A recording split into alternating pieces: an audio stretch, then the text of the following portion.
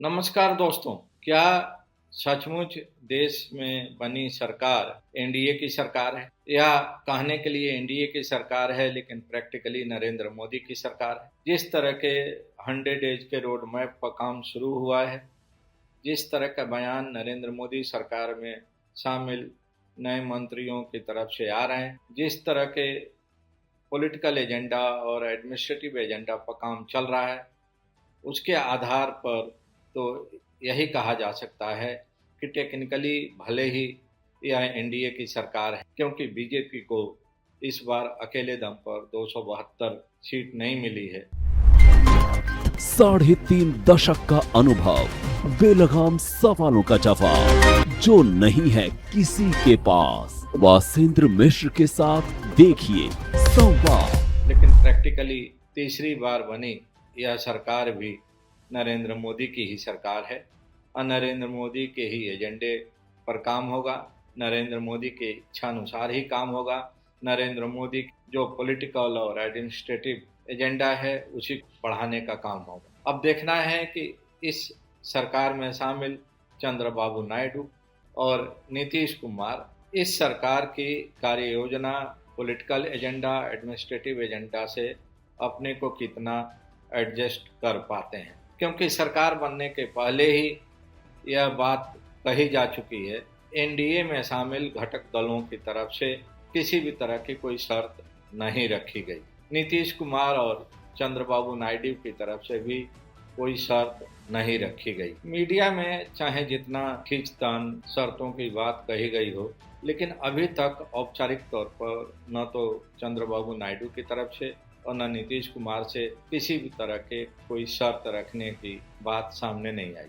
दूसरी तरफ जिस तरह की बॉडी लैंग्वेज, जिस तरह की अंडरस्टैंडिंग नीतीश कुमार और चंद्रबाबू नायडू और नरेंद्र मोदी के बीच में देखने को मिल रही है, उसके आधार पर भी कहा जा सकता है कि इस सरकार को चलाने में, इस सरकार को अपना कार्यकाल पूरा करने में नहीं लगता है कि नीतीश कुमार और चंद्रबाबू नायडू की तरफ से कोई व्यवधान पैदा किया जाए। चाहे वो मंत्रिमंडल में मंत्रियों का चयन हो, मंत्रियों के कार्य वितरण का सवाल हो, या पोर्टफोलियोज डिस्ट्रीब्यूशन का मामला हो, किसी भी क्वार्टर से, किसी भी कॉर्नर से अभी तक कोई असंतोष की बात देखने को, पढ़ने को, सुनने को नहीं मिल रही है। एक अपवाद के तौर पर प्रफुल्ल पटेल ने अपनी असमर्थता जताई है कि वे पिछली सरकार में कैबिनेट मंत्री रह चुके हैं, तो इस सरकार में वे राज्य मंत्री के रूप में कार्य करना मुनासिब नहीं समझते।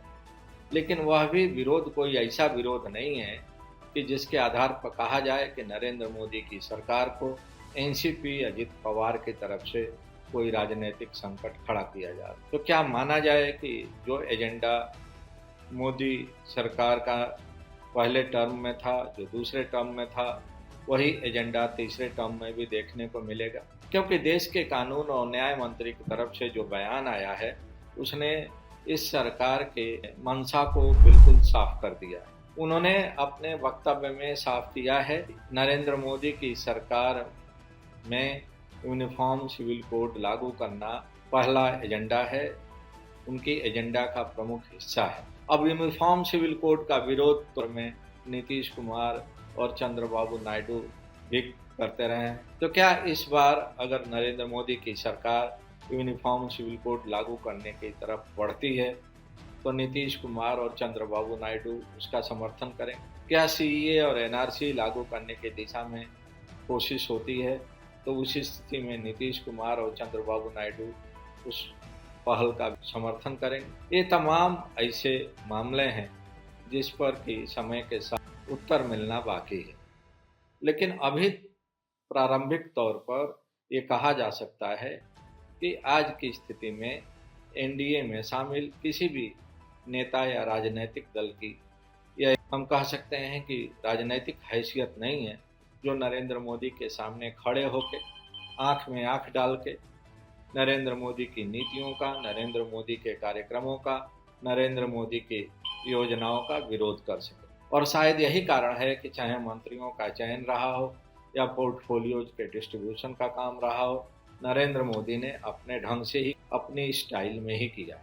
हाँ, नरेंद्र मोदी की सरकार के बाहर के जो एलिमेंट्स हैं, जो भारतीय जनता पार्टी और नरेंद्र मोदी के वेल विशर रहे हैं, सिंपैथाइजर रहे हैं, उनकी तरफ से जरूर अलग अलग ढंग से बयान पढ़ने और सुनने को मिला है। उदाहरण के तौर पर आरएसएस प्रमुख मोहन भागवत जी का अभी कुछ दिन पहले एक वक्तव्य, जिसमें उन्होंने हाल में संपन्न हुए चुनाव में भाषा की मर्यादा का उल्लेख किया है और उन्होंने दुख जताया है कि चुनाव कैंपेन के दौरान भाषा की मर्यादा का ध्यान नहीं रखा गया। ये बहुत अच्छा संकेत नहीं। दूसरा, उन्होंने यह भी कहा है कि सार्वजनिक जीवन में काम करने वाले लोगों को अहंकार हावी होने से बचना चाहिए, अहंकारी नहीं होना चाहिए। अहंकार किसी के लिए भी फायदेमंद नहीं होता। दूसरी तरफ नरेंद्र मोदी जी के कट्टर समर्थक और उनके वेलविशर रामभद्राचार्य ने अभी एक बयान दे दिया। जब उत्तर प्रदेश के मुख्यमंत्री उनसे मिलने गए तो उन्होंने अपनी इच्छा जताई कि वे चाहते हैं कि इस सरकार के काल में जो पाक अधिकृत कश्मीर है वह भारत का हिस्सा बने। उनकी इच्छा है कि अखंड भारत बने। अब ये बयान क्यों दिया? उनको मालूम है कि इस समय कोलिशन की सरकार है, उनको मालूम है कि भारतीय जनता पार्टी को अकेले दम पर बहुमत नहीं मिली है, फिर भी वे इस तरह का बयान दे रहे हैं।